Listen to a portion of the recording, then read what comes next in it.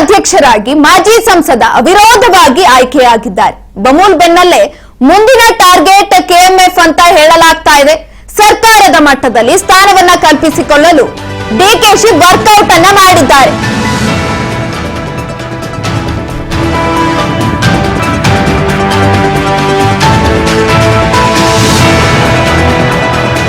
ಮಾಜಿ ಸಂಸದ ಇದೀಗ ಅವಿರೋಧವಾಗಿ ಆಯ್ಕೆಯಾಗಿರೋದು. ಮುಂದಿನ ಟಾರ್ಗೆಟ್ ಕೆಎಂಎಫ್ ಅಂತ ಈಗಾಗಲೇ ಟಾರ್ಗೆಟ್ ಅನ್ನ ಫಿಕ್ಸ್ ಮಾಡಿದ್ದಾರೆ. ಸರ್ಕಾರದ ಮಟ್ಟದಲ್ಲಿ ಡಿಕೆಶಿ ವರ್ಕೌಟ್ ಮಾಡ್ತಿದ್ದಾರೆ. ಸರ್ಕಾರದ ಮಟ್ಟದಲ್ಲಿ ಸ್ಥಾನವನ್ನ ಗಿಟ್ಟಿಸಿಕೊಳ್ಳಲು ವರ್ಕೌಟ್ ಮಾಡ್ತಿರುವಂತದ್ದು. ಸಹೋದರನಿಗೆ ಒಲಿದ ಬಂದ ಬಮೂಲ್ ಅಧ್ಯಕ್ಷ ಸ್ಥಾನಕ್ಕೆ ಇದೀಗ ಖುಷಿಯಾದಂತಹ ವಾತಾವರಣ ಕೂಡ ನಿರ್ಮಾಣವಾಗಿರುವಂತದ್ದು. ರೈತಾಪಿ ಜನರ ಮನವನ್ನ ಗೆಲ್ಲೋದಿಕ್ಕೆ ಯಾವೆಲ್ಲ ರೀತಿಯಾದಂತಹ ತಂತ್ರಗಳನ್ನ ಮಾಡಬೇಕೋ ಆ ತಂತ್ರಗಳನ್ನ ಮಾಡ್ತಿದ್ದಾರೆ. ಹಳೆ ಮೈಸೂರು ಭಾಗದಲ್ಲಿ ಹಿಡಿತವನ್ನ ಸಾಧಿಸಲು ಹೈನುಗಾರಿಕೆಯನ್ನ ಕೂಡ ಶುರು ಮಾಡ್ತಾ ಇರುವಂತದ್ದು. ಸಹಕಾರ ಹಾಲು ಒಕ್ಕೂಟ ಅಧ್ಯಕ್ಷ ಹಾಗೂ ಉಪಾಧ್ಯಕ್ಷ ಸ್ಥಾನದ ಚುನಾವಣೆಯಲ್ಲಿ ಡಿಕೆ ಸುರೇಶ್ ಸಂಘದ ಅಧ್ಯಕ್ಷರಾಗಿ ಅವಿರೋಧವಾಗಿ ಆಯ್ಕೆಯಾಗಿದ್ದಾರೆ. ಈ ಒಂದು ಏನು ನೆಕ್ಸ್ಟ್ ಟಾರ್ಗೆಟ್ ಕೆಎಂಎಫ್ ಅಧ್ಯಕ್ಷ ಸ್ಥಾನ ಅಂತ ಈಗಾಗಲೇ ಟಾರ್ಗೆಟ್ ಅನ್ನ ಫಿಕ್ಸ್ ಮಾಡ್ಕೊಂಡಿರುವಂತದ್ದು. ಈ ಟಾರ್ಗೆಟ್ ಎಲ್ಲೋ ಒಂದ್ ಕಡೆ ಸಿಎಂ ಸಿದ್ದರಾಮಯ್ಯ ಅವರ ಬಣದ ನಾಯಕರ ಕೆಂಗಣ್ಣಿಗೆ ಗುರಿಯಾಗುವಂತಹ ಎಲ್ಲಾ ಸಾಧ್ಯತೆಗಳು ಈಗಾಗಲೇ ಕೂಡ ಕಂಡು ಬರ್ತಾ ಇರುವಂತದ್ದು. ಡಿಕೆ ಶಿವಕುಮಾರ್ ಸಿಎಂ ಕನಸು ಪೂರಕ ವಾತಾವರಣವನ್ನ ಈಗಾಗಲೇ ನಿರ್ಮಿಸಿಕೊಳ್ತಾ ಇದ್ದಾರೆ. ಅದೇ ರೀತಿಯಾಗಿ ಎಚ್ಡಿಕೆ ಕುಟುಂಬಕ್ಕೂ ಕೂಡ ಟಕ್ಕರನ್ನ ನೀಡಲು ಎಲ್ಲಾ ರೀತಿಯಾದಂತಹ ಕಾರ್ಯತಂತ್ರಗಳನ್ನ ರೂಪಿಸಿಕೊಂಡಿದ್ದಾರೆ. ಹಾಗಾಗಿ ಕೆಲವೊಂದಷ್ಟು ತಂತ್ರಗಳನ್ನ ರೂಪಿಸಿಕೊಂಡು ಡಿಕೆ ಬ್ರದರ್ಸ್ ಬಮೂಲ್ ಏನು ಚುನಾವಣೆ ನಡೆಯಿತು ಆ ಚುನಾವಣೆಯಲ್ಲಿ ಅಧ್ಯಕ್ಷರಾಗಿ ಅವಿರೋಧವಾಗಿ ಆಯ್ಕೆಯಾಗಿ ಸ್ಥಾನವನ್ನ ಕೂಡ ಗಿಟ್ಟಿಸಿಕೊಂಡಿದ್ದಾರೆ. ಮುಂದಿನ ಟಾರ್ಗೆಟ್ ಅವರಿಗೆ ಕೆಎಂಎಫ್ ಅಂತ ಈಗಾಗಲೇ ಫಿಕ್ಸ್ ಮಾಡಿಕೊಂಡಿದ್ದಾರೆ. ಡಿಕೆ ಶಿವಕುಮಾರ್ ಅವರ ಹಲವಾರು ವರ್ಷಗಳ ಕನಸು ಸಿಎಂ ಆಗಬೇಕು ಅಂತ.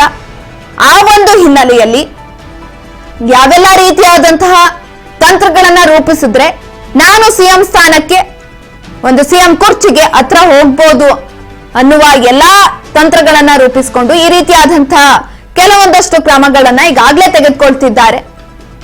ಹಾಗಾಗಿ ಸಿಎಂ ಸಿದ್ದರಾಮಯ್ಯನವರ ಬಣದವರ ನಾಯಕರ ಕೆಂಗಣ್ಣಿಗೂ ಕೂಡ ಗುರಿಯಾಗುವಂತಹ ಸಾಧ್ಯತೆ ಇರುವಂತದ್ದು.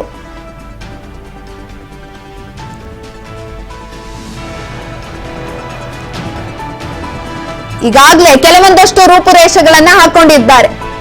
ಹಳೆ ಮೈಸೂರು ಭಾಗದಲ್ಲಿ ಹೈನುಗಾರಿಕೆಯನ್ನ ಸ್ಥಾಪನೆ ಮಾಡಿ ಅಲ್ಲಿನ ಜನರ ಒಂದು ಮನವನ್ನ ಒಲಿಸ್ಕೊಳ್ಳುವಂತದ್ದಾಗಿರ್ಬೋದು. ಅದೇ ರೀತಿಯಾಗಿ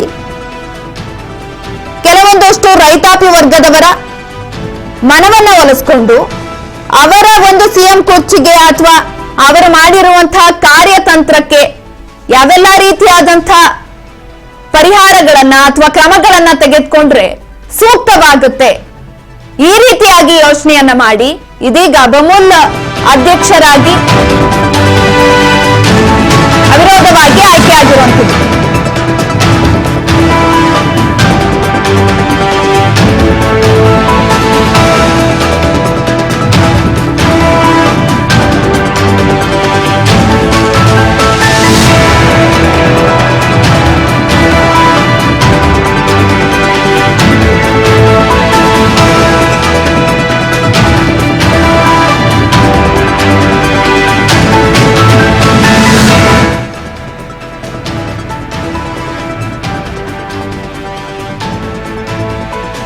ಬಮೂಲ್ ಬೆನ್ನಲ್ಲೇ ಕೆಎಂಎಫ್ ಮೇಲೆ ಡಿಕೆ ಟಾರ್ಗೆಟ್ ಇಟ್ಕೊಂಡಿದ್ದಾರೆ. ಏನಿವಾಗ ಬಮೂಲ್ ಅಧ್ಯಕ್ಷರಾಗಿ ಆಯ್ಕೆಯಾದ್ರು ಇದರ ಬೆನ್ನಲ್ಲೇ ಟಾರ್ಗೆಟ್ ಇಟ್ಕೊಂಡಿರುವಂತದ್ದು. ಬ್ರದರ್ಗೆ ಅಧ್ಯಕ್ಷ ಸ್ಥಾನವನ್ನ ಕೊಡಿಸೋದಕ್ಕೆ ಡಿಕೆಶಿ ಅವರು ಕೂಡ ರಣತಂತ್ರವನ್ನ ರೂಪಿಸಿದ್ದಾರೆ ಈಗಾಗಲೇ. ಇನ್ನು ಸಿಎಂ ಸಿದ್ದರಾಮಯ್ಯನವರ ಬಣದ ನಾಯಕರ ಕೆಂಗಣ್ಣಿಗೂ ಕೂಡ ಗುರಿ ಆಗ್ತಾರಾ ಡಿಕೆಶಿ ಅನ್ನುವ ಪ್ರಶ್ನೆಯೂ ಕೂಡ ಕಾಡ್ತಾ ಇರುವಂತದ್ದು. ಒಟ್ಟಾರೆಯಾಗಿ ಸಿಎಂ ಅವರು ಕೂಡ ಅಧ್ಯಕ್ಷ ಸ್ಥಾನಕ್ಕೆ ಕಣ್ಣಿಟ್ಟಿದ್ದಾರೆ. ಈ ನಡುವೆ ಬ್ರದರ್ಗೆ ಈ ರೀತಿಯಾದಂತಹ ಒಂದು ಸ್ಥಾನವನ್ನ ಕೊಡಿಸಬೇಕು ಅಥವಾ ಕೆಎಂಎಫ್ ನೆಕ್ಸ್ಟ್ ಟಾರ್ಗೆಟ್ ಅಂತ ಈಗೇನು ಸುದ್ದಿ ಬರ್ತಾ ಇದೆ ಆ ಸುದ್ದಿಯಿಂದ ಎಲ್ಲೋ ಒಂದ್ ಕಡೆ ಸಿಎಂ ಸಿದ್ದರಾಮಯ್ಯನವರ ಬಣದ ನಾಯಕರ ಕೆಂಗಣ್ಣಿಗೆ ಗುರಿ ಆಗ್ತಾರಾ ಎಲ್ಲಾ ಪ್ರಶ್ನೆಗಳು ಕೂಡ ಈಗಾಗಲೇ ಕಾಡ್ತಾ ಇರುವಂತದ್ದು. ರೂಪುರೇಷೆಗಳನ್ನ ಹಾಕೊಂಡಿದ್ದಾರೆ, ರಣತಂತ್ರವನ್ನ ರೂಪಿಸಿದ್ದಾರೆ.